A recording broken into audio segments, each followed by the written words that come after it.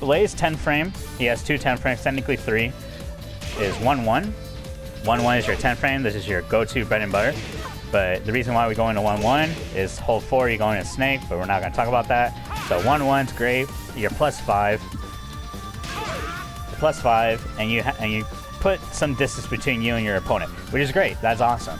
And you'll always want to create some distance between you and your opponent. You don't want your opponent up close and personal sometimes, because it gets really frustrating, and a lot of people do not know what to do when people are up in their face, because they tend to panic and do hop kicks, do some weird launch punishable moves, blows, etc.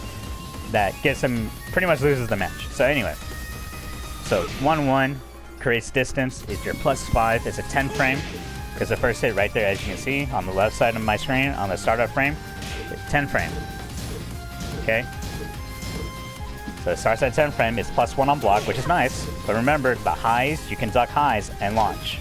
So that's the one thing about highs, you can always duck highs and launch them, or punch them. Doesn't matter. Alright, so that's your 10 frame, okay? His other 10 frame is 2-1. It's a high mid. Second hit has good range. As you can see, about 2.5.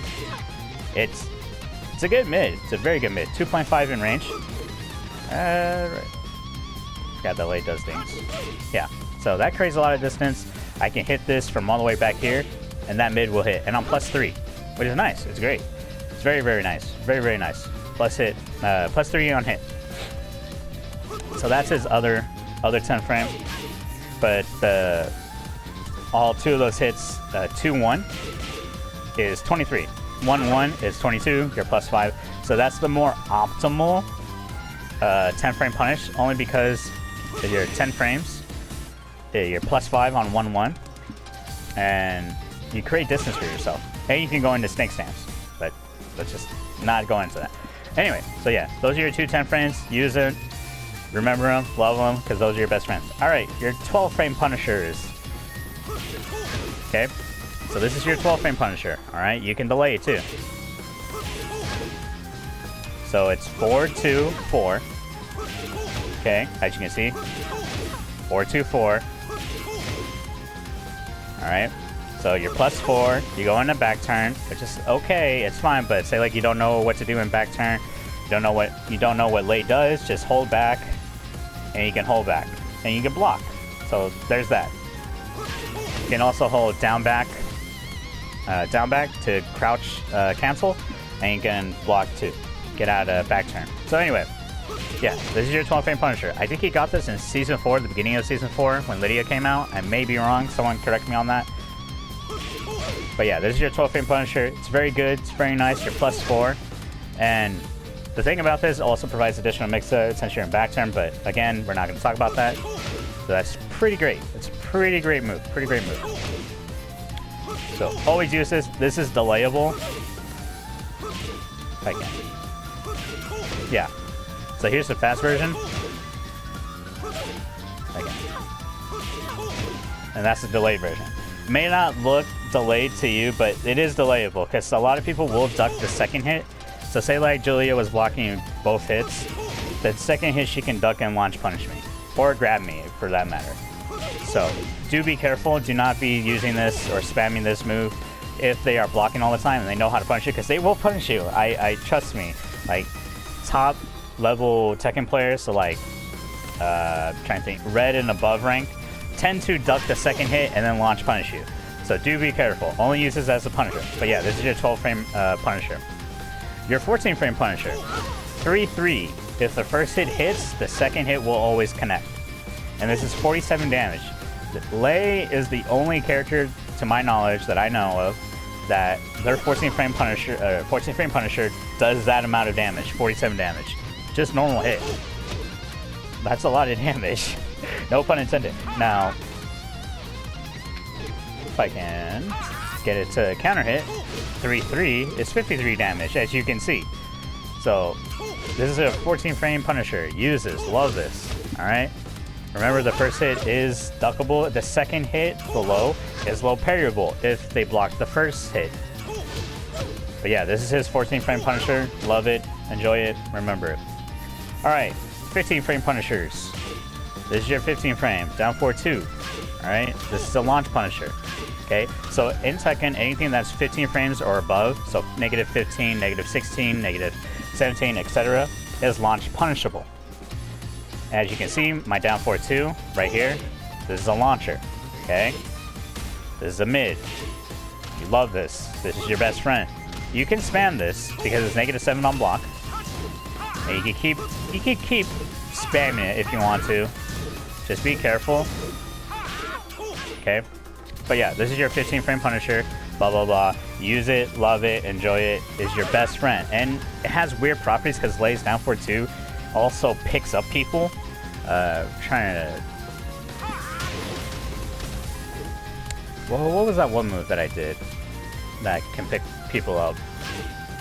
I don't remember right now on top of my head.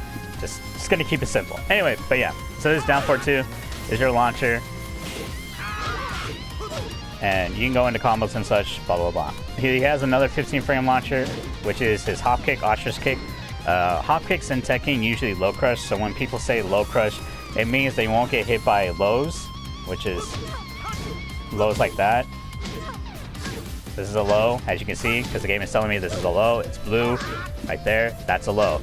So if my opponent, if Julia did a low, and I did hop kick, or my opponent was crouching, then I can launch you. So there's that, alright? And in some cases, some down 4-2s or some hop kicks don't always launch people when they're crouching. It's usually hop kicks that automatically launch people when they're crouching. In some cases, some down 4-2s in Tekken, some characters can launch people with down 4-2. There's a lot to explain. I know, this is a lot to take in. Just bear with me, hang on for a bit. So yeah, down 4-2 is your 15 frame launcher, and up 4-4 is your hop kick. Alright, so we're cool? We're good? Alright, cool. Now let's talk about wall rising. And Moko, why are we talking about wall rising? Isn't that a little bit too much? No, it's not. This is actually pretty important. Alright, so say like you block a low. Alright, you block a low. You have your wall rising 4. Wall rising 4s in Tekken are your go-to punishers for negative 12 and negative 13 punishers that your opponent might do. They might be negative 12 or negative 13 or 14, but usually negative 12. Anyway, so your wall rising 4 is your go-to negative 14, negative 12 punisher. It's a lot to take in. Where's the heart? Anyway, so yeah, wall rising 4. Check out your character, whatever character you're planning to play, or Lei for that matter. Since mine is an 11 frame startup, I'm +7. It's a great. And the reason why wall rising 4 is great is because it creates distance, it's +7, and it does 15 damage, which is nice.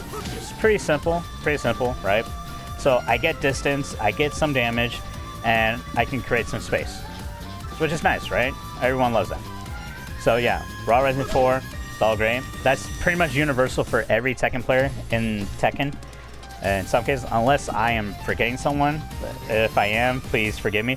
And everyone's wall rising 4 is different, but usually it's just a raising kick. But in some cases, like Fang, I believe, Xiao Yu is different. I think that's it. I know Brian's different. No, he has a wall rising 4. Yeah.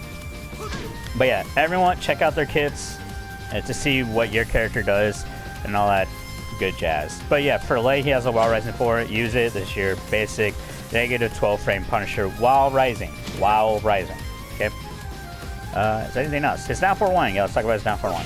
Because down 4-1 is okay. This is a mid. It's alright. It's alright. It's not that great. It's like has some distance, which is okay. It does decent damage, 13 damage +7. He has extensions, which is fine. The first 2 hits are always true, so you can use this as a 14 frame punisher if you really want to. But this is just for like checking people, because mids win games. When you might hear a lot of people say, "Oh, why do I use down 4-1?" or "Why do I use down 4-4?" Blah blah blah. Well, it's just to keep people in check. So say like a person was like, like always ducking and all that such. They're like, "Oh, I'm getting launched," and all that stuff. Blah blah blah. Well, usually why we do mids, because mids beat crouching opponents. So they beat crouching opponents, as you can see. So I will put Julia in crouch.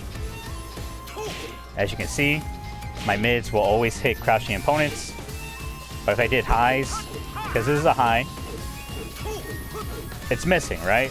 So if we always have an opponent who's crouching all the time, they're like doing this shit all the time, blah, blah, blah, and they always, you know, launch you in the process, then it's not fun, right? Because you're like, damn, I really got launched by a crouching Julia. That's crazy.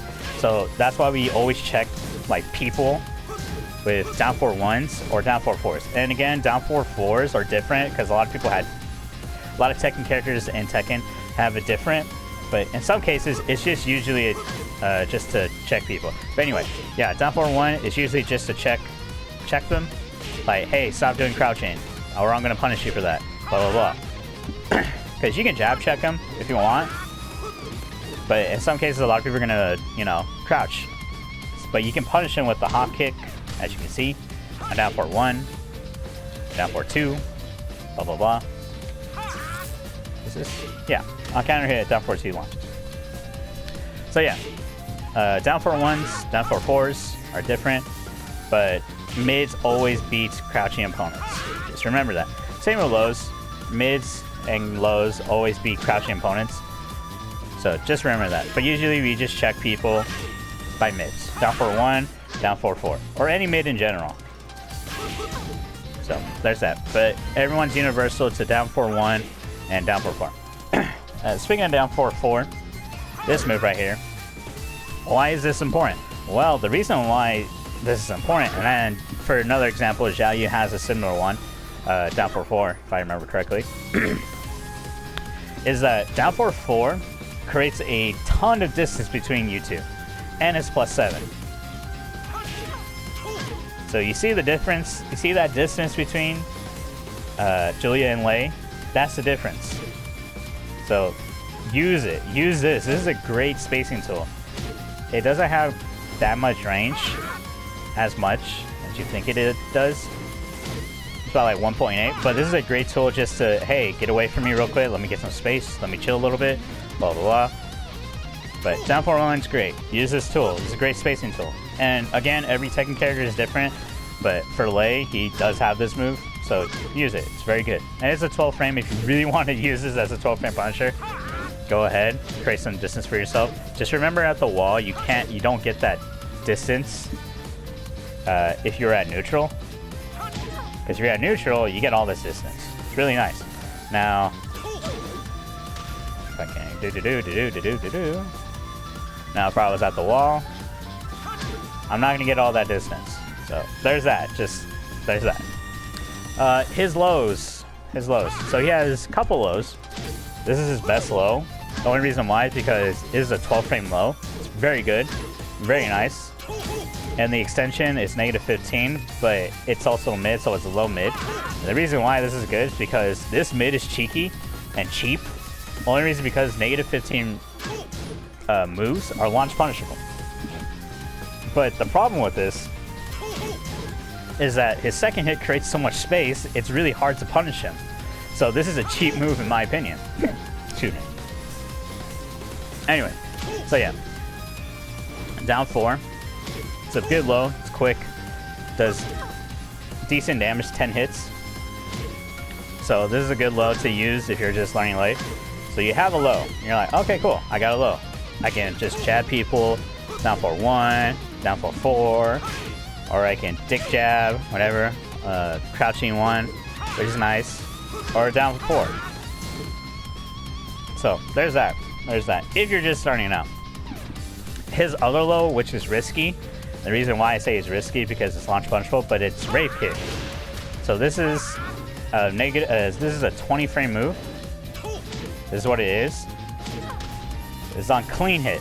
So what that basically means, like, I have to be at a certain distance, and they'll like do additional like animations or like a special knockdown. But if I were at like the tip, it won't clean hit them. But if I'm up close, it will clean hit them, as you can see. So tip, I won't get that clean hit. But if I go up close, then I'll get that clean hit. So this is down back 4. Now if I do the full extension, I get this. You'd be very surprised. This is a 20 frame startup move. It's quick. It's pretty quick, and people tend to get scared of that. But sometimes you have a lot of times people are gonna crouch and they're scared of the rave kick, and then we're like, oh no, I'm scared of this rave kick. Blah blah blah. Now you can launch them, or you can hop kick them, and all that such. So you have this option. This is an option. Sets up Oki. So what do you mean by Oki, Mocha? What is Oki? Do you even know what Oki is? Basically, Okizemi, basically means, so while she's still in recovery, I can still move. So while that is happening, my opponent is forced to block and guess the mix-up. Am I gonna do a hop kick? Am I gonna do a low? Am I gonna do a grab? Blah, blah, blah. It's just basically pressuring them into forcing them to guess the next mix-up. What am I gonna do? Since they're still in recovery, I'm not. What am I gonna do next? Blah, blah, blah. So there's that. That's just a simple version of what Oki is. It's just forcing your opponent to guess on wake up. Because they have to recover, they can't block. So they're forced to guess the mix-up, like either I'm gonna go for a low, am I going for a mid, or I'm gonna go for a high, or a grab, blah, blah, blah. Alright, so let's talk about his grabs. So Lei's grabs are special, and they have their usage and like their reasoning. So his basic grab is 1-3. As you can see, it creates full screen distance. All throws are highs, except for some chain throws and such, and crouching throws. But yeah, so Lei's grab, his basic grab, creates a lot of distance. The reason why this creates a lot of distance is because you can set up for stances and such, blah, blah, blah. But that's probably the only reason why. But this is also a good throw to use to create some distance between you and your opponent. You're like, all right, I need a little breather. Life is great, blah, blah, blah. I can chill a little bit. I don't have to worry about Julia just coming into my face all the time and then just beating my ass and making me look free. So this is another option. It's okay. You can use this. It's great. Just one thing I will say though, if I can direction, player, restart position, wall.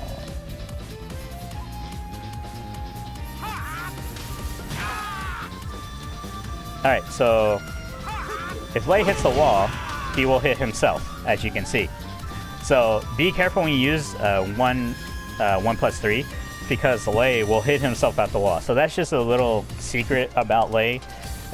No other character has this, to my knowledge, but Lei is the only person who has this fault or punishment to himself. So if you do this at a wall, you're gonna get hit, and it will take like 5 points of damage or like 2 points of damage to himself. But yeah, there's that.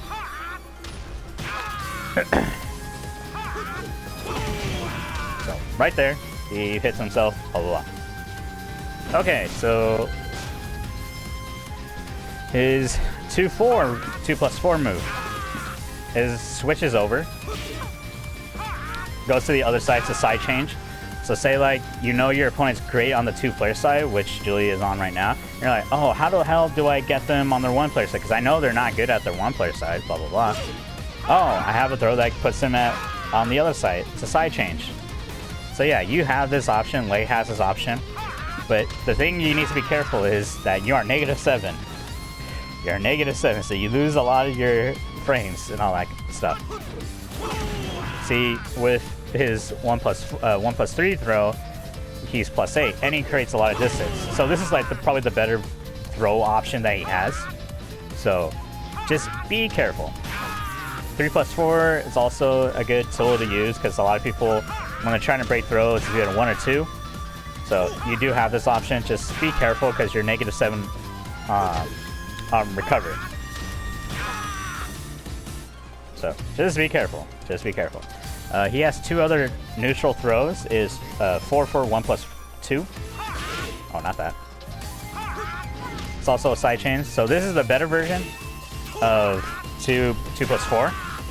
Because the reason why, because you're not -7 on block. With 4-4 1+2, you get 3 points more damage.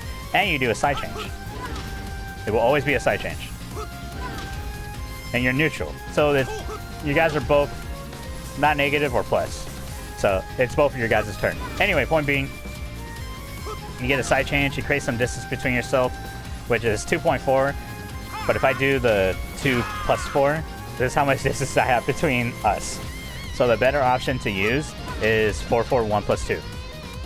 Because you create distance, you get three more points of damage, and you're both at neutral. So it's both of your guys' turn. You don't have to worry about, oh, I'm -7 on -7 on recovery, and I'm not putting myself at a more danger risk.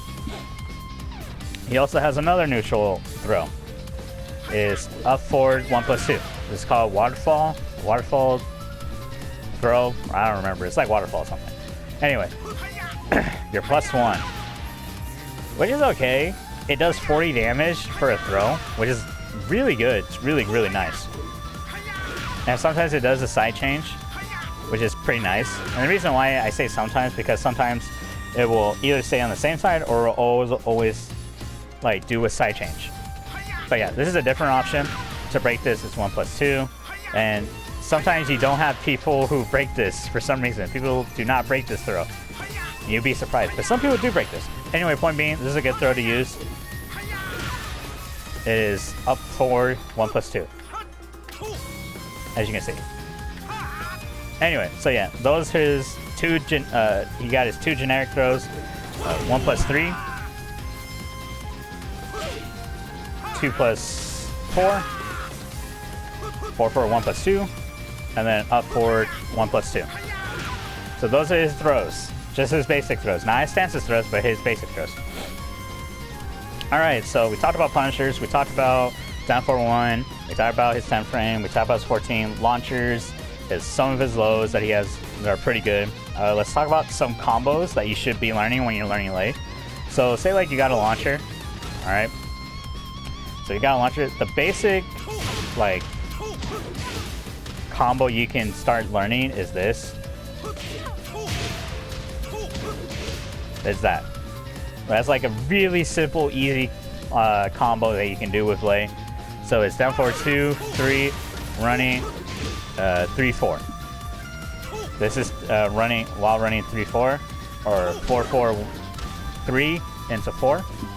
It's a launcher. It's a 16 frame launcher. It's really great. It's really nice, but it's also punishable. And the second hit's duckable, which is a high, as you can see. But yeah, usually for combos, you're gonna end with 4, 4, or while running 3, 4 as the ender combo. So simple combo you should learn. Hop kick. Oh yeah, hop kick. That and that. It's a very simple combo. 50 damage is nice. Go down 4-2, same thing. Pretty simple. Not that hard to do, honestly. So it's an easy combo to learn. Another combo you should start learning and using is that string right there. This 4, 3, 3, 1. All right. Learn this because this is gonna be your bread and butter for combos and such. So here's this. There's that. That's the combo you should be learning. So it'll be down 4-2, 4, 3, 1, 1 plus 2, 1. Oh shit. So 1 plus 2, 1, and then 4, 1, and while running 3, 4. So it's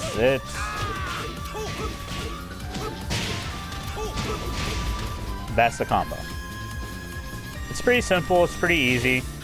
This is his basic bread and butter, and it does without the wall. It's like 60 damage, if I remember correctly, or something like that. But yeah, so it's a simple combo that you should learn. But it's an easy combo. Good amount of damage without that wall, but yeah, it's a good amount of damage. Really nice, really nice. Anything else? I'm trying to forget. I mean, another basic combo is this. There's that. If you really want to like start introducing more complex, I guess, but it's not the optimal way to combo with Lei. But this is a good way to, you know, learn how to combo with Lei. So here's the way. Similar to what I did last time, just like this and all that such. You'd be doing that. So what I did right there was down 4-2, back 2-4. That little string right there, and then while running 3-4. So it's a very simple combo. Nothing really can mess up. But if you need to practice it, go ahead. These are just like beginner staple combos. And again, if you want to learn how to combo even more easily, you have all these combos right here. Very simple. Like, try to stick with these right here. Like, samples 1, 2, 3, and 7, 8, 9. But mostly these right here, the first three. Very simple. Nothing really too hard. As you can see right there, simple.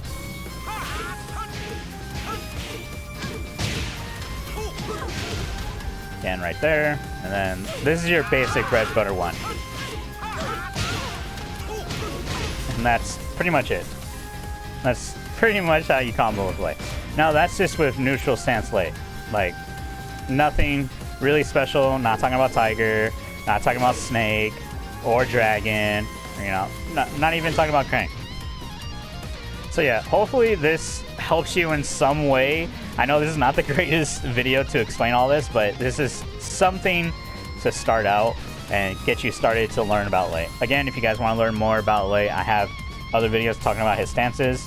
If you guys are interested in learning more about Lei, how to combo with him, what stances you should be using, what stances you should try not to use as much, but they also talk about his their usefulness, their uniqueness, their strengths and weaknesses and such. So I have those in my playlist on Lei's Drunken Lessons on my YouTube channel if you guys are interested in checking that out. I think that's pretty much it from what I'm remembering. But yeah, so thank you guys for tuning in. Again, I will try to get out more Tekken videos in the future. Right now, the Wi-Fi gods and the console gods for Tekken and online are not very nice to me, so bear with me. But other than that, I hope this finds usage in some sort. It's not the greatest video, but it's something. Trying to think, am I missing anything? No. New season Apex is happening, so there's that. Someone asked if I can make a Savina anti-guide, so I guess I'll try to do that in the future. But if you guys have any more questions about Lei, feel free to answer in the comments down below. But other than that, thank you guys for tuning in. If you guys have other character like recommendation, like how do I beat this character, like what are their strengths and weaknesses, feel free to answer in a comment down below. I'll learn about that character and I'll teach you guys the best I can how to play against this character and such. Or if you guys have other questions about Tekken, feel free to comment down below. But yeah, like, share, subscribe, really helps me out, it helps the channel out, and I will see you guys in the next video. And again, come on, someone sponsor me so I can play League and Dota as a pro, or Tekken. I'm just kidding, unless question mark. Yeah, I don't know what I'm doing right now. Alright, thank you guys for watching. I'll see you guys next time. Bye bye.